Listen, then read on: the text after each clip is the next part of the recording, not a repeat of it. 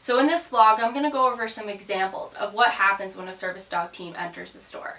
I'm going to show what's good, what's bad, what businesses should and shouldn't do, and just kind of like a quick example of each type of scenario. And yes, there is a paper mustache being held on my face by peanut butter. I've hit an all-time low, and I am not ashamed.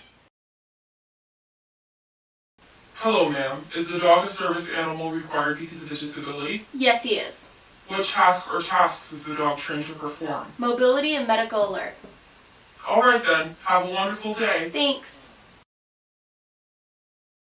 Hello, ma'am. Is the dog a service animal required because of a disability? Yes. What task or tasks is the dog trained to perform?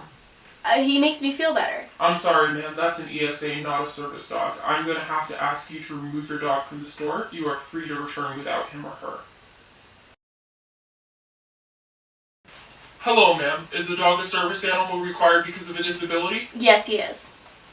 What task or tasks is the dog trained to perform? He performs Bugsy! Bugsy, no!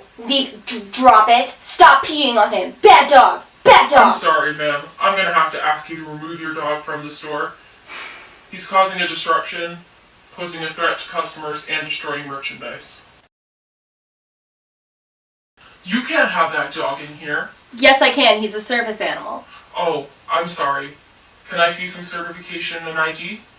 No, because it doesn't exist, and that's illegal to ask. But the last service dog team that came into our store had some.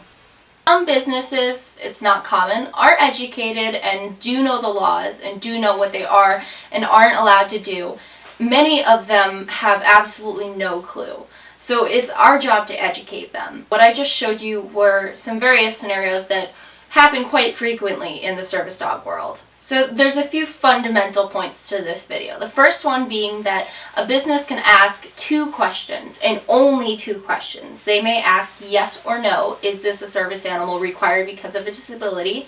And they may also ask what task or tasks is the dog trained to perform. Some people argue that answering the second question is too invasive of their privacy because essentially answering that question in too much detail is a dead giveaway to what your disability is. But if you answer it vaguely enough, you can solve the problem. You know, you can leave it at medical alert, mobility, psychiatric. Like just, you don't have to go into PTSD, diabetic alert dog. You don't have to go into guide. You know, just keep it as like a basic foundational category of what task your dog does, and that's a sufficient enough answer. So those are the 2 questions that businesses are allowed to ask. That's the one thing that so many businesses don't understand. They're either too scared, whether it's a real service animal or not. If it's misbehaving in a way that is either destroying property or, you know, posing a threat to other customers or just causing a disturbance in any way, the business has every right to ask them to leave. And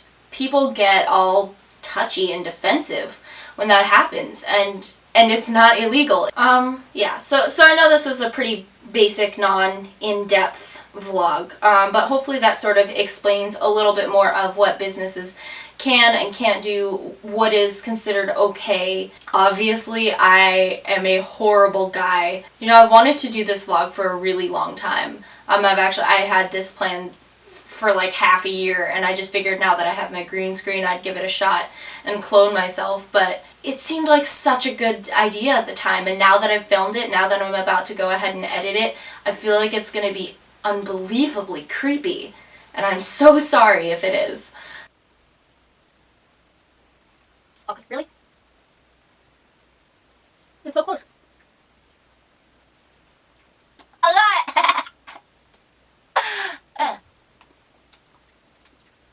I have peanut butter on my philtrum. For those of you who don't know, the philtrum is the little thing that dips in between your lip and your nose. Fun fact of the day. Ow. Oh my god, I love peanut butter. I'm so good. I have to go wipe the peanut butter off my face now before my mom comes home.